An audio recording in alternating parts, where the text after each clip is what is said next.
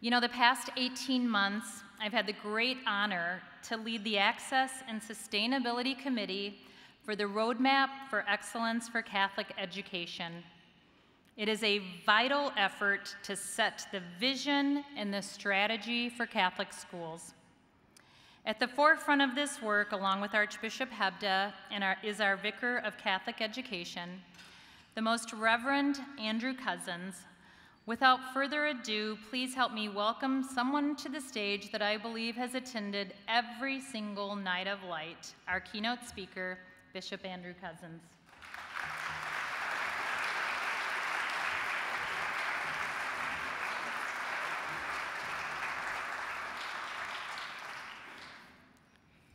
One of those lights is also Jean Houghton. She's an incredible gift to us. She likes to remind me that I'm on record as saying that this is one of my favorite events of the year. And it's really one of my favorite events because so many wonderful people from our Catholic community come together, and even some who aren't part of our Catholic community but believe in the gift of our Catholic schools. I was talking earlier with one of my former students from the University of St. Thomas, and she just moved back to the Twin Cities, and she was saying how great it is to be back in this vibrant Catholic community that is our local church.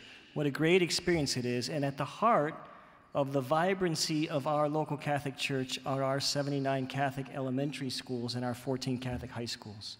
So we're very, very grateful for them.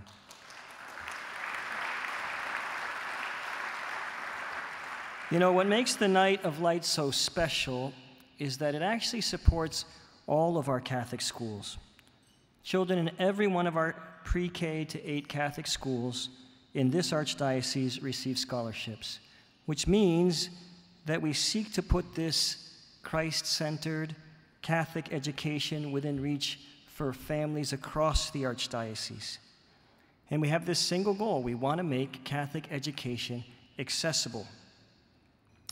That's why it's so encouraging, actually, to see why so many of you are here this evening, so many people who believe in this incredible gift and who want to invest in our children for the future.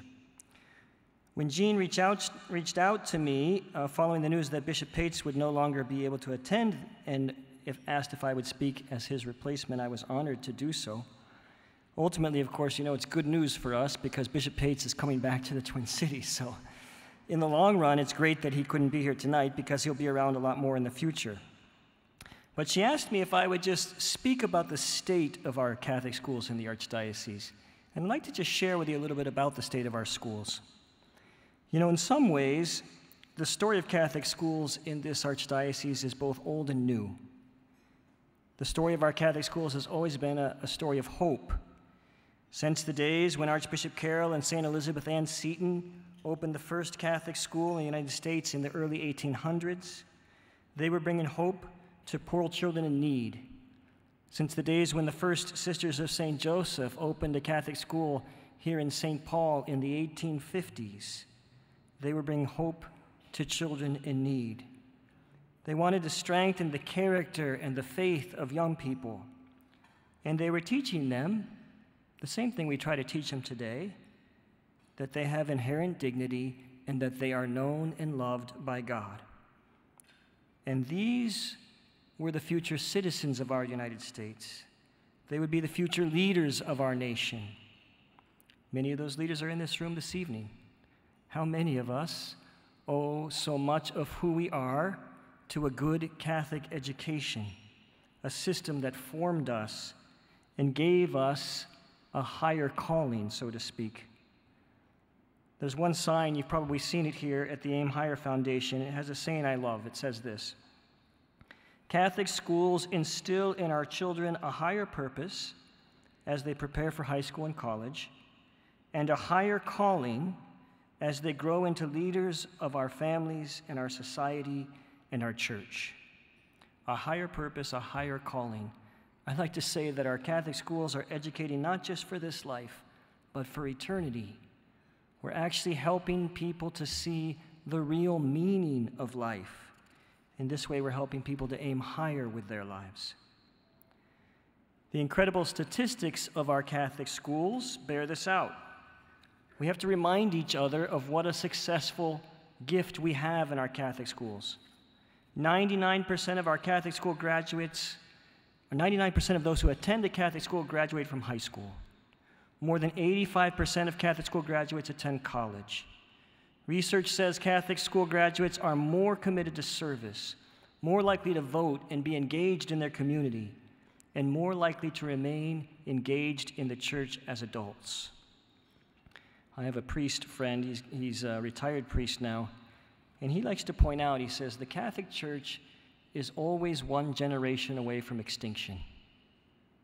It's a sobering thought, but it tells you how important is the work that we have to do to be able to hand on our faith, and our Catholic schools are one of the best instruments that we have to do it. Of course, here in the state of Minnesota, where sadly we have the second lowest achievement gap, right, but lowest rating in the country, this Catholic school advantage is more necessary than others. For generations, we have tirelessly provided high-quality academics, strong moral development, and we try to teach these children about the importance of coming to know the love that God has for them. And we do it at great personal cost because we know the cost is worth it. You know, as I said, our Catholic schools are in some ways both old and new. We've had success for generations, but it doesn't mean that we can rest. And past excellence is not a guarantee of future excellence. This is why I've been so excited to be a part of a project in the Archdiocese that's been happening for 2 years, which we call the Roadmap for Catholic Education.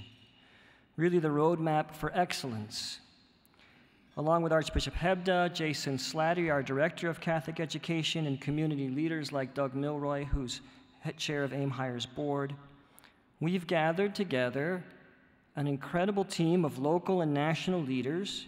We worked together with local foundations, and we began to put together a plan to strengthen our Catholic schools for the long road ahead. We studied in depth really 5 key areas of our Catholic school. Talent management, particularly leadership development. Where will we get the future leaders of our Catholic school? We all know how central a great leader is to our Catholic school. We've studied in depth a plan to develop and implement which will help us attain those future leaders. We studied curriculum and assessment to make sure our Catholic schools are in fact excellent in academics. We've studied our mission schools, that is, those schools which are most in need, which serve the church's desire to serve the poor. We've studied school governance to make sure that we're excellent in leading our schools.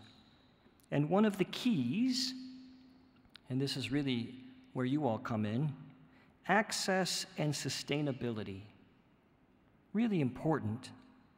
How do we provide access for children, regardless of their background, and sustainability for schools, regardless of the population they serve? The goal of this work has been to strengthen our schools in every area.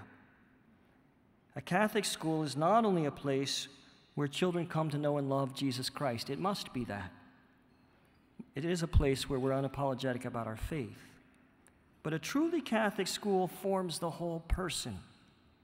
We must have excellence in science, math, and reading. We must teach children virtue. We must teach them lives of service where they learn to show the true charity of Jesus Christ to others. Just one of the national experts who served on our roadmap for Catholic education, some of her sisters are here this evening. Sister John Mary Fleming. She's a Dominican sister of St. Cecilia. Until 2 years ago, she was head of the United States Conference of Catholic Bishops. She said to me in the middle of this process that she's never been a part of such an in-depth and visionary process, and commended us for this important work for the future of our schools. Here's the key. The vision for the roadmap, the future we are trying to create, is also dependent on us.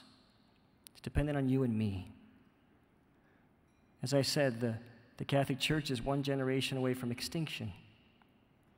We have to stand behind our schools and the children and the families that they serve. Many of you have been doing this for years, but the future depends on our efforts. There was a document that the United States bishops published a few years ago, and just the title of it was so instructive. They said, "Catholic schools are the responsibility of the entire Catholic community." All of us bear together this responsibility to give children access to what is often a life-saving gift. You know, we call this night the night of light. And the fact is, we know many young people live in darkness. And we also know that there's a lot of darkness out there in our society. And those of us who have been given these great privileges have a responsibility to be able to provide that light for those who find themselves in darkness.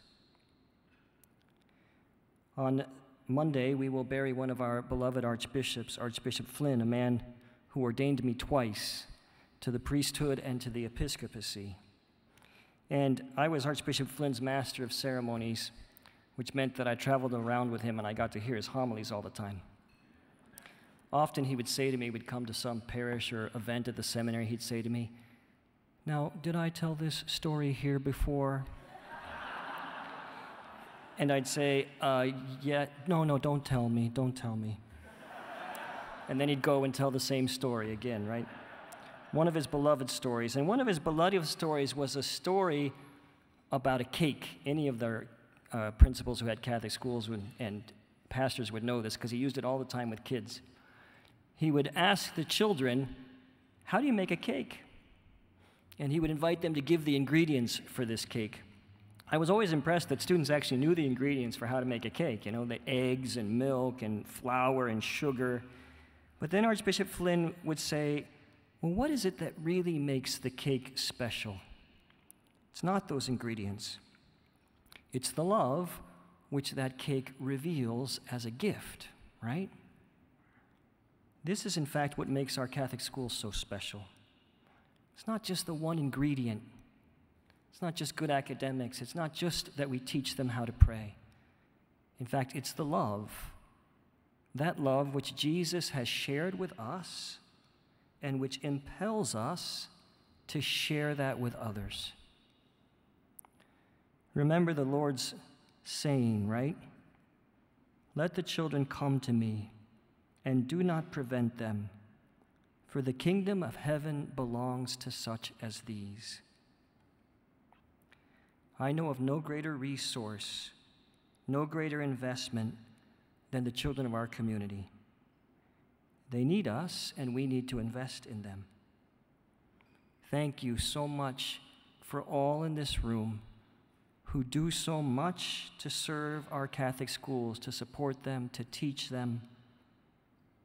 Thank you, Aim Higher, for helping us provide a way to help them here tonight. As Jean said, right, more scholarships means more students, means stronger schools. And this means strength for our church and for our world. Thank you.